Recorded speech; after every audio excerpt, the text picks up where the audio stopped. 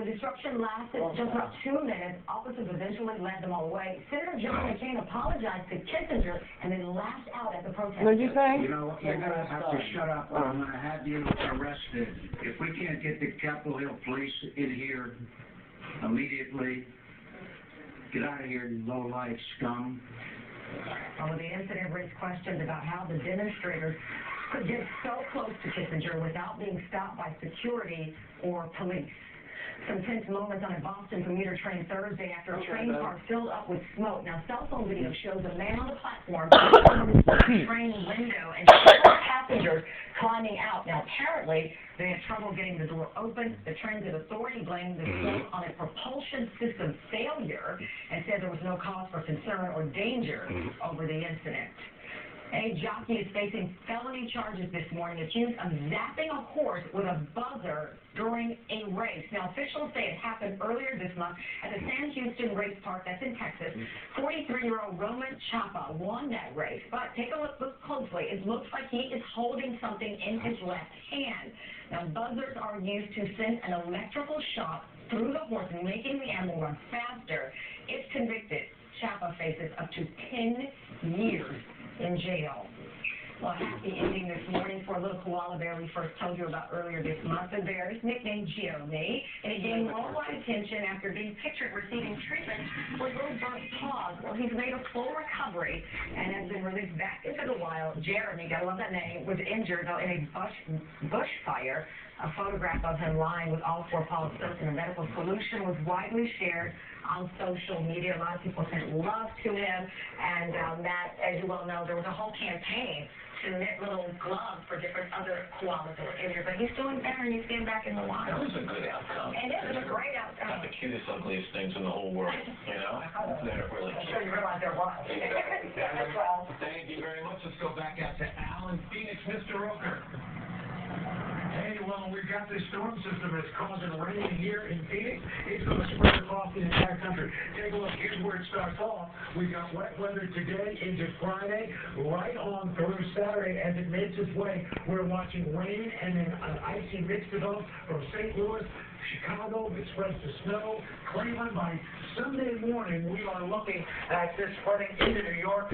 Sunday afternoon, it makes its way a little further to the east, and we are talking generally by Sunday night about 3 to 9 inches of snow that will continue into Monday into the northeast, with some places picking up a foot or more. Well, we'll continue to track this throughout the day. We're going to get your local forecast coming up in the next 30 seconds.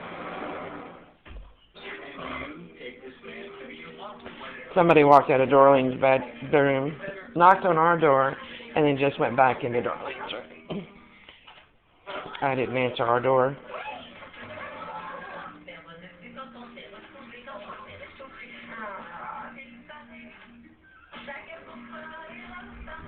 Taxes of your year, only much simpler.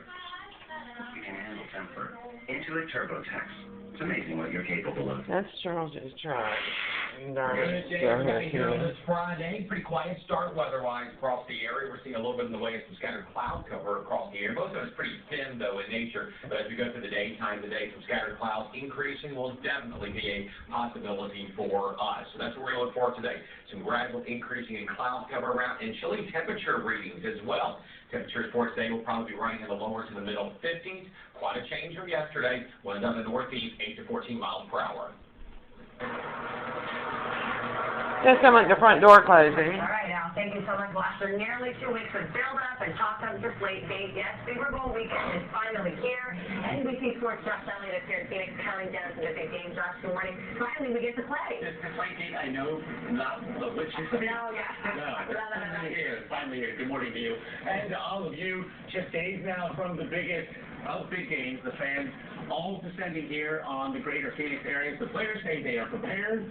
We're seeing and seeking huge interest in this game. Ticket prices are already through the roof as these two teams get ready for one of the most anticipated Super Bowl matchups in recent memory. With Patriots diehards and Seattle's 12th man all pouring into Arizona, the frenzy that only the Super Bowl can forge is growing as we all count down to kickoff. But that excitement won't end in the stands. defending champion Russell Wilson, looking to lead his team now to back-to-back titles, knows what makes football's biggest stage so very exceptional. The Super Bowl, it's the greatest moment there is. Are you finished? I gotta get dressed. Okay, yeah. Build up more action. It's an appreciation not lost on his New England counterpart, Tom Brady, back for an NFL record 6th Super Bowl appearance. It's really a privilege. All right, you covered your head, right? A part of what makes Sunday's game so unique is the presence of a massive A-list, including halftime headliner Katy Perry, who will help take minds off the Patriots' recent controversy of underinflated footballs. I think I can assure everyone in here that nothing in my performance will be deflated. To see Wilson, Brady, Perry, and the entire spectacle from inside the University of Phoenix Stadium may cost the most in the game's 50-year history. The cheapest ticket now going for over $7,000. Last year, there would have been about 4,000 tickets available at this time. Today, there are 200, 300 tickets on the entire marketplace across all the internet sites. Even more expensive, Super Bowl ad time. A 30-second spot for an expected audience of over 110 million viewers is going for $4.5 million. Hi, I'm Kim. But for many companies, it's a winning ticket, with so much of America tuning in to see which team will hoist the Lombardi Trophy.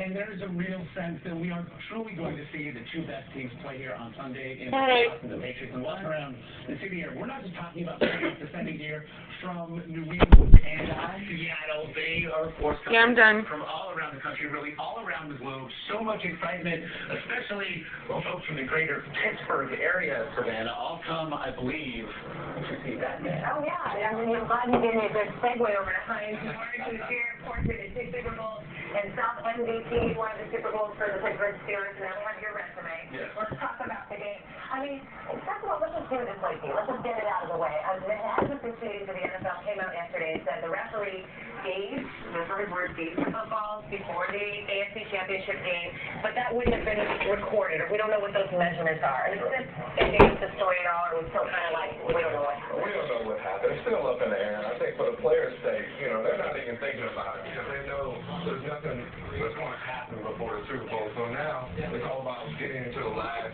day of preparation, preparing for the Super Bowl on Sunday. But for the league, the best case scenario for the league is to have the Seattle Seahawks win this game. That way they don't have to deal with all the afterwards. If they won't let the Commissioner Rodriguez up going to have their State of the League news conference today, we were talking before the show, you feel like it would just be better for the league in terms of putting it behind him if it has the Seahawks. Correct. You won't say it out publicly, but they have to be cheering for the Seahawks to win this game. That way they don't have to deal with all the issues. Take us into what the players' preparation is like, and also the butterfly thing on the shoulder. You've been there. Yeah. I mean, it's not one of those, just another game. No, it's not just another game.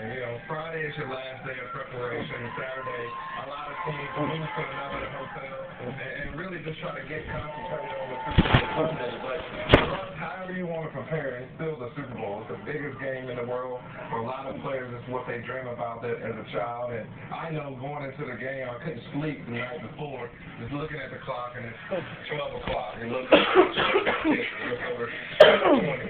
It's like, man, I just want to go to sleep. But all you're doing is replaying and visualizing what type of plays you will make during the Super Bowl. Well, you were MVP in your Super Bowl. Imagine if you had gotten a good night's sleep. Exactly. You want to say, not often you are on ice. Okay. I know we don't bring these things out, but now when I walk around our yard a little bit. Okay, Jake, have you left this room today since you went to bed last night? Neither have I. Have you had any contact with Charles or Darlene today? Or yesterday? In fact, it's been several days since you've even seen them, isn't that right? Yes. You haven't urinated in a toilet today? No. Since before you went to bed last night, right? Sweet. Now that's the lady next door getting into that black car over there. What she just did. Let's go. Okay, I bet you got it, right? It's in the truck Okay.